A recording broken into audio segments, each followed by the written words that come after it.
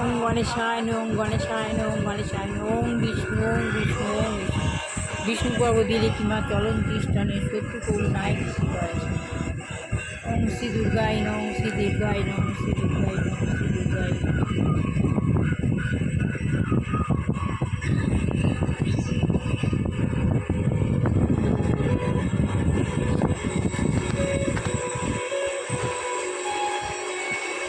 Hello guys,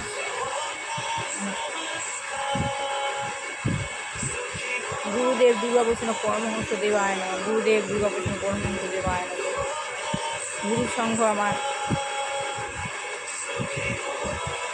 Gita, Gita গুরু, গুরু গীতা, গীতা গুরু, গুরু গীতা। গুরুই সব।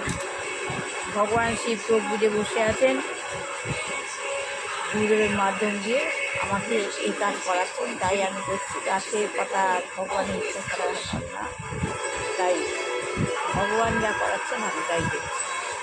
ওম মা সরস্বতী। শ্বেত পদ্মাসনা দেবী, শ্বেত সবিজা, শ্বেতম্বর ধরা নিত্যা গন্ধ লেপনা, শ্বেতাক্ষ চিত্র হস্তা চ, শ্বেত চন্দ্র চর্চিতা, শ্বেত বীণা ধরা লঙ্কার ভূষিতা, বর্ণিকা সূর্য গন্ধ উপচিতা, সুনিতা মুনি ভীষর বিষ্ণু সদাস্তোতে নারায়ণ। তাং দেবী সরস্বতী, জয় জয় দেবী, জয় জয় সারে মুক্তার হারে তুমি পুস্তকে নির্মিত হয়। সরস্বতী মহাভাগের মধ্যে কমলাশ্বরী। আজ বৃহস্পতিবার, যেখানে মাস সেখানে রক্তিস্তম ফেব্রুয়ারি জন্ম জন্মে বন্দে বিষ্ণুত্যাম দেবী রায় উপনাম প্রিয় বিষ্ণু অক্ষবিলাস ওম বিষ্ণু বলতে ভার্যাস পদে পদায় সদস্য পাহিমাঙ্গে মহারাজ।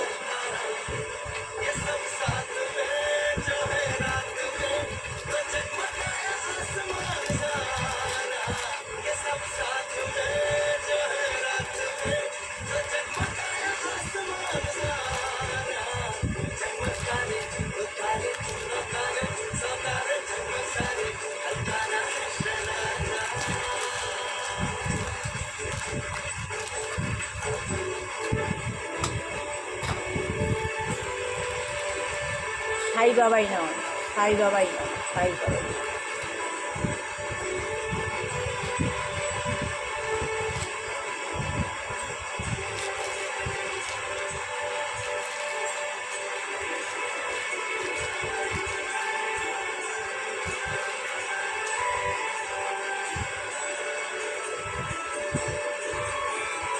আমি আত্মজ্ঞান লাভের পন্থা বলতে সেইটা জানা একান্ত কর্তব্য সবার। এসেছি একা, যাব একা, আমাদের ভবনদী পার হতে হবে। আমরা যেন ঠিকভাবে ভবনদী পার হতে পারি, জায়গাটা আমাদের ঠিকভাবে করতে হবে। কীভাবে আমরা মলাই থেকে ক্যাপিটাল হয়ে উঠব।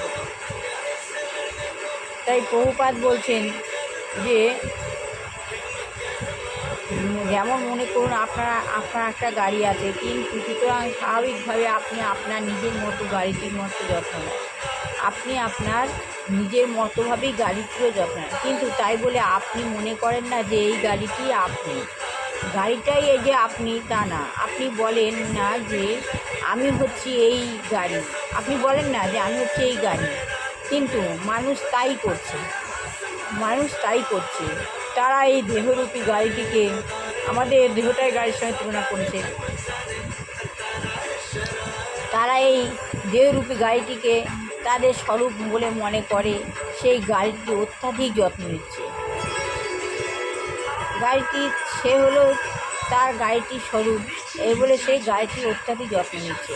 তারা ভুলে গেছে যে তারা আসলে গাড়িটি ভিন্ন, তারা আসলে গাড়িটি ভিন্ন, তারা আসলে গাড়িটি আলাদা। তারা চিন্ময় আত্মা, তাদের উদ্দেশ্য ভিন্ন, তাদের উদ্দেশ্য আলাদা। মানুষ যেমন পেট্রোল খেয়ে তৃপ্তি পায় না, ঠিক তেমনই দৈহিক কার্যকলাপের মাধ্যমে মানুষ সন্তুষ্ট হতে পারে না। মানুষ কি পেট্রোল খেয়ে তৃপ্তি পেতে পারে? ঠিক যেমনি মানুষ পেট্রোল খেয়ে তৃপ্তি পায় না, ঠিক তেমনি দৈহিক কার্যকলাপের মাধ্যমে মানুষ, দৈহিক কার্যকলাপের মধ্যে মানুষ সন্তুষ্টও হতে পারে না। আমরা অনেক দৈহিক কাজ করে থাকি, আমরা অনেক দৈহিক অন্যায় কাজও করে থাকি, তার দ্বারা মানুষ সন্তুষ্ট হতে পারে না। তাকে আত্মার খাদ্য যোগাতে হবে, তাকে আত্মার খাদ্য যোগাতে হবে, আত্মাকে খাদ্য দিতে হবে, তবে আত্মা শক্তিশালী হবে। তাদের উদ্দেশ্য ভিন্ন। কেউ যদি মনে করে যে সে হচ্ছে গাড়ি, কেউ যদি মনে করে যে সে হচ্ছে গাড়ি, তেমনই যে মনে করে যে সে হচ্ছে তার শরীর, কেউ আবার মনে করে যে সে হচ্ছে তার শরীর এবং সে শরীরের সুখ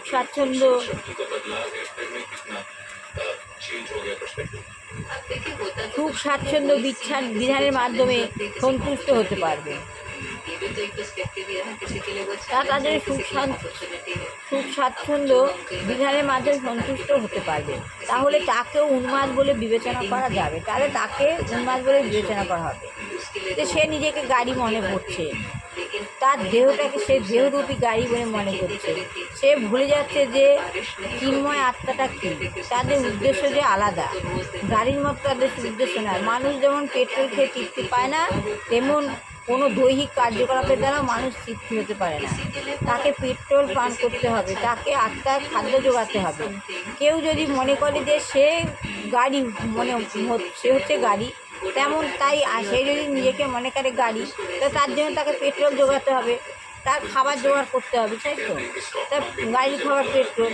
তাহলে যেমন তাকে সে উন্মাদ বলা ছাড়া তাকে আর কিছুই বলা যাবে না। তেমনি সে মনে করে যে সে হচ্ছে শরীর, আবার শরীরের সুচ্ছন্দ বিধানের মাধ্যমে সন্তুষ্ট হতে পারবে, তাকে উন্মাদ বলে বিবেচনা করা হয়। মাইক রবিশন বলছে, এখানে একটি উদ্ধৃতি সম্বন্ধে আমি আপনাকে মন্তব্য করতে অনুরোধ করব। এখানে আসার আগে আপনার অনুগামীরা আমাকে এই গ্রন্থটি দিয়েছিল। এখানে আপনি বলছেন যে ধর্ম বিশেষ জ্ঞানের ভিত্তিতে প্রতিষ্ঠিত নয়। ধর্মটা জ্ঞানের ভিত্তিতে, বহুবার বলছেন ধর্মটা জ্ঞানের ভিত্তিতে প্রতিষ্ঠিত নয়, তা ভাবপ্রবণতা মাত্র, শুধু ভাবপ্রবণতা মাত্র। আপনি কি দয়া করে এ বিষয়ে একটু বিশ্লেষণ করবেন? শ্রী প্রভুপাদ বলছেন, ধর্ম অনুসরণকারী অধিকাংশ মানুষই বলে, অধিকাংশ মানুষ হলো ধর্ম অনুসরণকারী। আমরা বিশ্বাস করি, কিন্তু এই বিশ্বাসের মূল্য কী? এই বিশ্বাসের কী মূল্য? আপনি এমন যে কিছু বিশ্বাস করতে পারেন না যা আসলে নির্ভুল নয়, আপনি এমন কিছু বিশ্বাস করতে পারেন যা আসলে নির্ভুল নয়। যেমন কিছু খ্রিস্টান বলে যায় যে তারা বিশ্বাস করে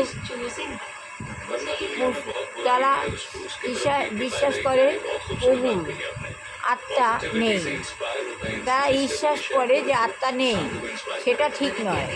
যারা বিশ্বাস করে যে পশুর আত্মা নেই, ওরা বলতে চায় পশুর আত্মা নেই, সেটা ঠিক নয়। তারা বিশ্বাস করে যে পশুর আত্মা নেই, কেননা তারা পশুর মাংস আহার করতে চায়, কিন্তু প্রকৃতপক্ষে পশুর আত্মা রয়েছে। মাইক রবিনসন বলছে, আপনি কীভাবে জানলেন যে পশুর আত্মা রয়েছে? মাইক রবিনসন মহুবাদ বলছে, আপনি কী করে জানেন যে পশুর আত্মা রয়েছে? শ্রী প্রভুপাদ বলছে, আপনিও সেটা জানতে পারেন।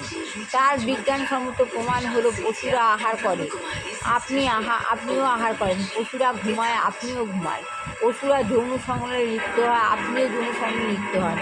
পশুরা আত্মরক্ষা করার চেষ্টা করে, আপনিও আত্মরক্ষার চেষ্টা করেন। তাহলে আপনার মধ্যে আর একটা পশুর মধ্যে পার্থক্য চায়, তাহলে আপনার মধ্যে একটা পশুর মধ্যে পার্থক্য আছে। আপনি যা করছেন একটা পশু তাই করছে।